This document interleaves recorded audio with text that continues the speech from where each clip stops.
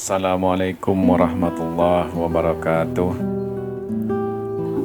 Selamat pagi dan salam sejahtera untuk kita semua. Sebelum kita memulai perkuliahan pada pagi ini, sejenak marilah kita berdoa. Berdoa mulai.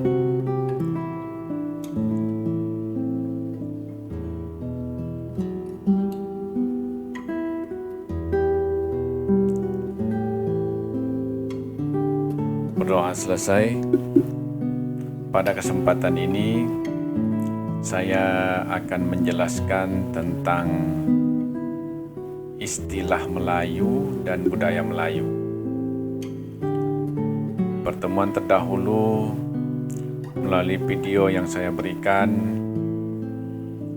saya sudah memberikan materi tentang pengertian budaya. Sebagai pengulangan, saya akan memberikan atau mengingatkan kembali satu saja pengertian budaya yang berkaitan dengan lingkungan Melayu kita, yaitu pendapat budayawan Riau, Bapak UU Hamidi. UU Hamidi ini merupakan tokoh penting di Riau karena beliau banyak menulis buku-buku yang berkaitan dengan budaya. Menurut beliau, budaya itu bukan hanya bersifat benda atau kebendaan, tetapi yang paling penting adalah proses pengerjaannya. Jadi dia lebih mementingkan proses pengerjaan daripada hasil yang dicapai. Ini membuktikan bahwa budaya itu lebih mengarah kepada perilaku atau perbuatan yang harus kita lakukan daripada hasil yang diharapkan. Namun biasanya antara proses pengerjaan sesuatu dengan hasil yang dicapai itu saling berkaitan. Nah, keterkaitan ini tidak bisa dielakkan karena dia merupakan satu kesatuan. Baiklah, saya akan menjelaskan tentang istilah kata Melayu. Pada umumnya orang mengenal Melayu itu sebagai suatu suku, yaitu suku Melayu. Nah, pendapat seperti ini itu merupakan pendapat yang dalam pengertian sempit, pola pikir yang sangat sempit malahan. Karena Melayu itu sebenarnya bukanlah suatu suku, tetapi kita harus melihatnya sebagai suatu bangsa, yaitu bangsa Melayu. Nah, bangsa Melayu ini pada umumnya mempunyai tempat tinggal yang berkaitan dengan daerah perairan. Daerah perairan ini merupakan puncak kehidupan bangsa Melayu dalam semua hal segi kehidupannya, baik mata pencaharian maupun hal-hal yang lain. Karena itu, ada teori yang mengatakan bahwa asal mula istilah Melayu itu justru sangat berkaitan dengan sungai. Nah, makanya dulu ada disebut Sungai Melayu. Itu yang pertama. Yang kedua, bangsa Melayu juga menyenangi daerah-daerah perbukitan. Makanya ada istilah Malaya. Malaya ini bermakna Melayu, juga bermakna bukit atau daerah perbukitan. Yang terakhir yang paling penting adalah bahwa di gugusan Nusantara ini pernah berdiri kerajaan Melayu yang sangat besar. Disinilah punca asal mula istilah Melayu. Jadi ada 3 istilah. Yang pertama Sungai Melayu, kemudian istilah Malaya atau Bukit, dan yang ketiga adalah Kerajaan Melayu. Ketiga istilah ini itu semuanya mengacu kepada bangsa Melayu sebagai bangsa yang besar ketika itu. Selanjutnya, bangsa Melayu merupakan bangsa yang besar. Mengapa dikatakan bangsa Melayu merupakan bangsa yang besar? Karena bangsa ini mempunyai kekuatan yang besar, mempunyai budaya yang besar, dan memiliki sumber daya yang besar, baik secara politik, ekonomi, kebudayaan, sosiologi, geografis. Bangsa ini memang merupakan bangsa yang besar. Nah, mengapa Melayu dikatakan merupakan bangsa yang besar? Karena dalam fakta sejarah disebutkan bahwa bangsa ini berkaitan dengan aspek politik. Secara politik, bangsa ini mempunyai pengaruh yang besar terhadap segi politik di Nusantara. Ketika itu kita menyebutnya Nusantara. Yang kedua, masalah agama. Fakta sejarah menyebutkan bahwa agama merupakan hal yang penting, terutama agama Islam. Yang paling utama lagi setelah bangsa Melayu memeluk agama Islam. Ketiga, masalah bahasa dan sastra. Nah, bangsa Melayu sangat menjaga sopan santun dalam berbahasa. Maka itu ada dalam ungkapan Melayu yang mengatakan elok budi karena bahasa. Demikian juga sastra. Nah, sastra merupakan bentuk yang muncul dari bahasa sebagai wadah. Nah, di lingkungan bangsa Melayu, bahasa dan sastra ini merupakan keunikan yang sangat luar biasa. Sehingga produk bahasa dan sastra orang-orang Melayu itu sangat ranggi, sangat bernilai tinggi. Namun demikian, istilah Melayu ini terkadang selalu menjadi bahan ejekan oleh beberapa kalangan yang sebenarnya kurang memahami tentang Melayu itu. Apa ejekan itu? Ya, ejekan itu misalnya berkaitan dengan berkaitan dengan sikap. Misalnya Melayu itu pemalas.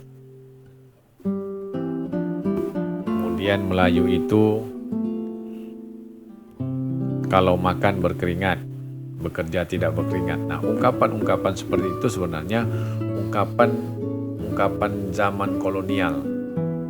Orang-orang kolonial yang terkenal dengan kerja paksanya itu ingin membunuh karakter Melayu. Yang sebenarnya Melayu itu bukan pemalas dalam kehidupan sehari-hari.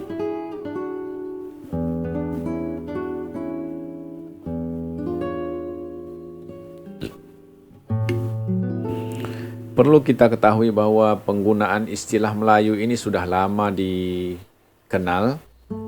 Yang pertama sekali itu pada tahun 150 Masehi, yaitu abad-abad pertama dan kedua, ini di dalam karya Ptolemy yang berjudul Geographic Syntaxis. Di dalam karya beliau ini tertulis kata Meleukolon. Kata Meleukolon ini identik dengan kata Melayu.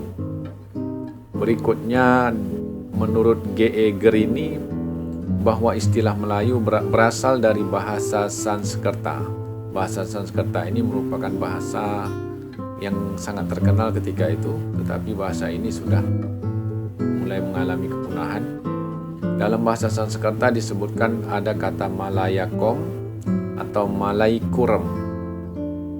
Nah, istilah Malayakom dan Malaikurem ini merujuk pada Tanjung Kuantan di Tanjung Kuantan di Semenanjung Malaysia, yang merupakan daerah atau geografis Melayu. Berikutnya dalam kitab Purana Hindu Purba terdapat kata Malaya Dwipa. Dwipa ini bermakna tanah yang dikelilingi air. Jadi sebenarnya ada suatu keunikan bahwa bangsa Melayu ini suka hidup di daerah-daerah yang dikelilingi air.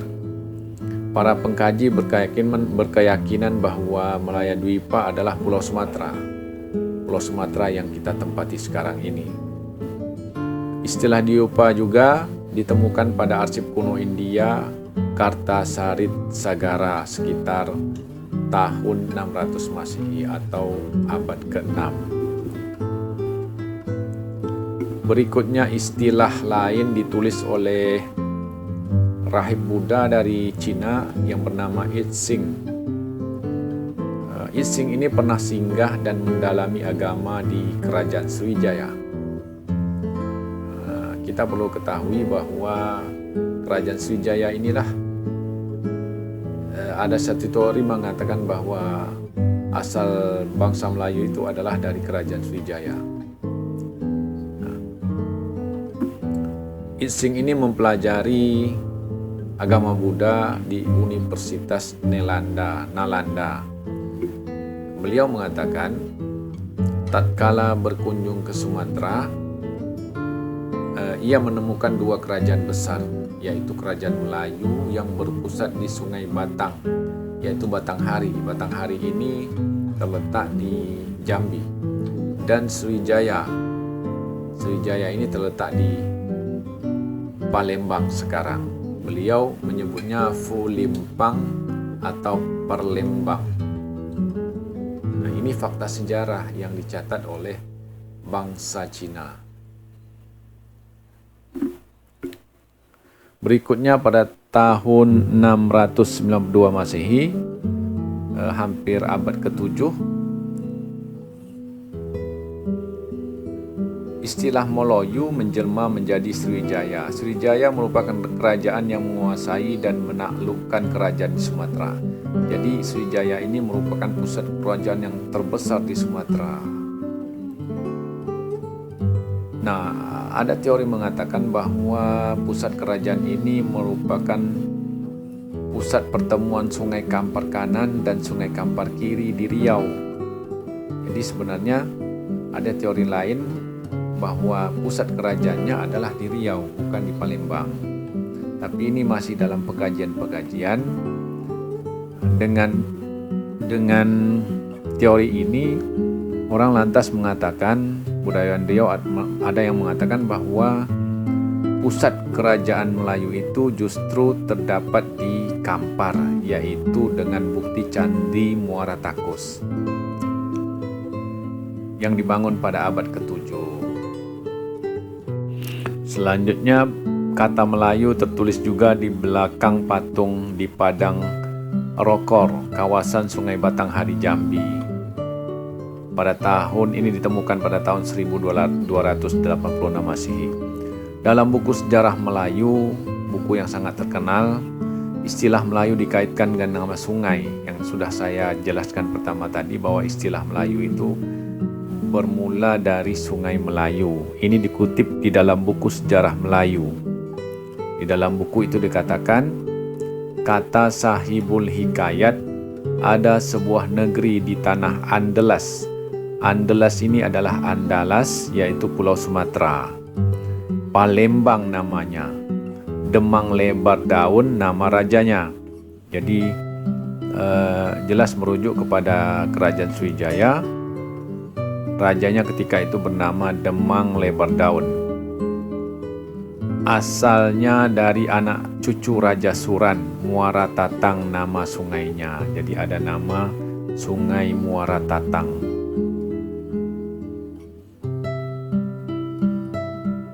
Di muara Sungai Muara Tatang inilah terdapat satu sungai yang disebut Sungai Melayu.